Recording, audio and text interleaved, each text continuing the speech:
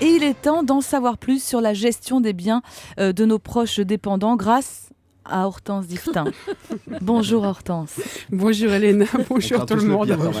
Alors, gérer les biens de mémé, c'est bien, mais ça dépend qui les gère, c'est un peu ça l'idée. Bah oui, parce que c'est pas marrant de vieillir, mémé vous le dira, enfin de vieillir vraiment très vieux, c'est pas très intéressant. Moi je pense que si on demandait aux personnes concernées si elles sont contentes de devenir très vieilles, au point de redevenir un bébé, de manger de la bouillie et de ne plus reconnaître rien ni personne, je suis pas sûre que la réponse soit oui, c'est super. Non.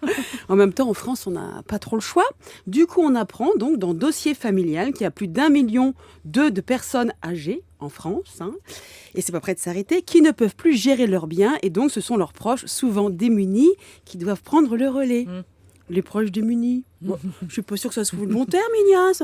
Ils sont plus démunis vu qu'ils récupèrent les économies de mémé. Alors, parce que le plus gros problème avec le petit vieux, très vieux donc, dépendant, c'est pas de savoir qui va s'en occuper.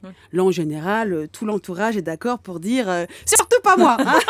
Le problème, c'est si la petite mamie a du patrimoine, parce que là, pour ce qui est de lui tenir les cordons de sa bourse à la mémé, il y a du monde au portillon, ça se bouscule. Ça peut même devenir la guerre. Parce que le vrai souci, c'est pas de récupérer les biens de la grand-mère, n'exagérons rien, mais c'est de se faire offrir des petits cadeaux. Ou de se faire financer une campagne électorale, un voyage aux Bahamas, sans que les autres s'en rendent compte. Ben oui, c'est ça le vrai souci. Faut se méfier des autres et de leur jalousie. Les gens voient le mal partout. Quand il s'agit d'argent, c'est dingue. Parce que si le plus souvent personne ne bouge trop pour la mamie, en revanche, les gens montent beaucoup plus facilement au créneau quand il s'agit de leur futur héritage. Plus par peur de se polluer que pour le véritable bien de la mémé. Et je sais de quoi je parle. J'ai sorti ma mamie de sa maison de grande retraite. On a suivi, oui. Pour l'emmener chez Porsche.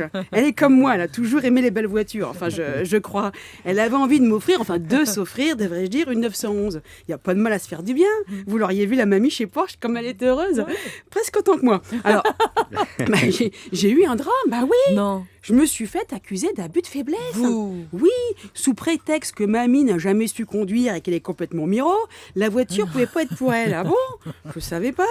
En même temps, est-ce que plus grand chose à conduire son permis, mamie? Je plaisante.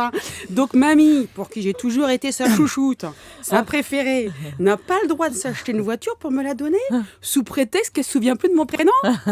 C'est pas de ma faute, c'est l'Alzheimer, la vieille. Moi, je trouve ça un peu dur de devenir vieux. On peut même plus faire de cadeaux à qui on veut, sous peine de passer pour une mamie zinzin.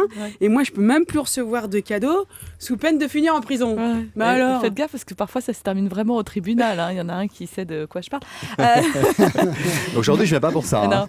Bien joué, en tout cas, pour la Porsche Hortense. J'ai essayé, j'ai tenté. Ça sert d'être la chouchoute. C'est bien même quand on ne se souvient plus de votre prénom. Alors, ce que dit Hortense...